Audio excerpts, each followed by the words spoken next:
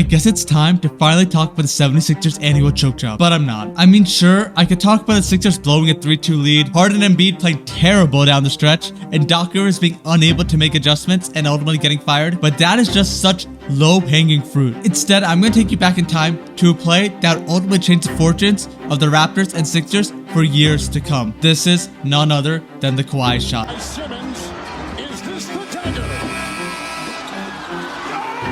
But the Kawhi shot is more than a game-winning shot and much more than even a series-winning shot. To really understand the impact of the Kawhi shot, we need to rewind time back to the 2018-2019 season.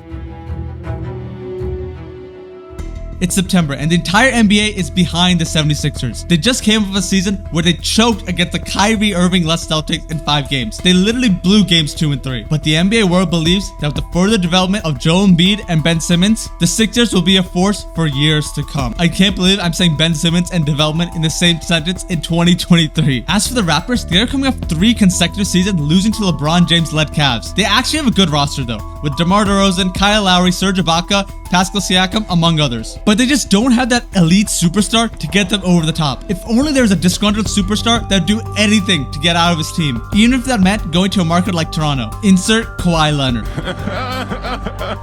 Now, I don't have time to go over the entire Spurs and Kawhi beef, so I'll give a very brief breakdown. Essentially, Kawhi gets injured and there are 2 different timelines for his recovery. One by the Spurs and one by Kawhi's team, which is led by his uncle. The Spurs started getting really frustrated by Kawhi's lack of communication and unwillingness to come back to the team. But Kawhi's camp doesn't feel like the Spurs are looking after his best interests. And then you get added the theory of Kawhi's uncle supposedly using Kawhi to only benefit his bottom line. Well, it's safe to say the Kawhi and Spurs relationship is totally broken. And with only 1 year left on his contract, you know Kawhi wanted to get out of San Antonio. Being from LA, you know his preferred destination is either the Clippers or the Lakers. The problem is the Spurs want to keep Kawhi outside the Western Conference as much as possible. So Kawhi eventually realizes that his only way out of the West is to be traded to Toronto. So he accepts his fate. Kawhi Leonard and Danny Green going north. Now, it wasn't just the Raptors who made flashy trades that season, as the 76ers traded for Jimmy Butler. And let's just say, people were hyped.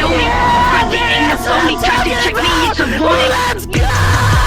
Butler made an immediate impact in Philly, hitting multiple game-winning shots in just his first 7 games. But that wasn't enough, as the 76ers were never able to secure a top 2 seed in the East. So they made another big trade. Clippers and the Sixers agreed to a deal that will send Tobias Harris to Philly.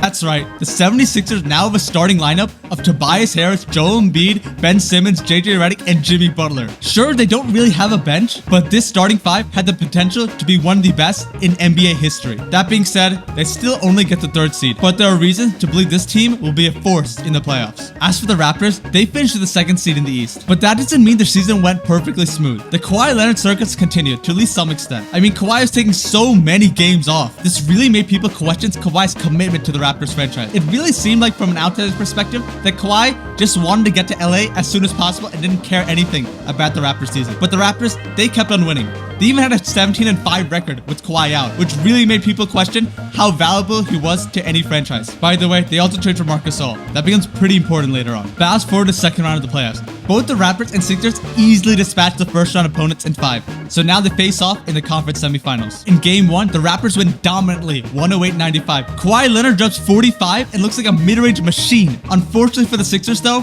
their 2 new additions, Jimmy Butler and Tobias Harris, were terrible. That's terrible. Shooting less than 36% from the field. But for Jimmy Butler, that all changed in game 2, where he dropped 30 and single-handedly dragged the Sixers to a finish line in a very defensive and low-scoring game. But in game 3, it was all about Joel Embiid. He scored 33 and was just physically dominating the Raptors team. And we all remember this celebration. Embiid fakes, Embiid down the lane!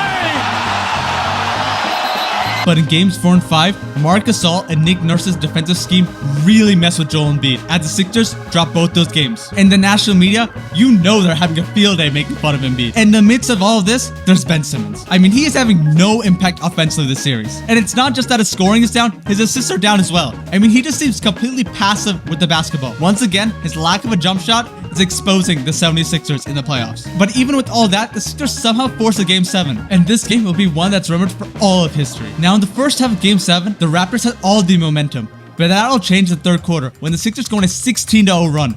At that point, it was anyone's game. But the Sixers, well, they completely unraveled, which unfortunately is a phrase that'll be associated with them for years to come. They had dumb turnovers and just completely lacked any aggressiveness on the offensive end. And once again, they couldn't stop Kawhi Leonard. Man had 41 points. The Raptors only scored 92 points that game. He was also the only Raptors player to shoot above 40% that game. And of those 41 points, these two will be the most important points in Raptors history. But the story of the shot doesn't end here, as this shot completely changes the futures for both the Raptors and 76ers. As for the Raptors, they end up winning the championship that year.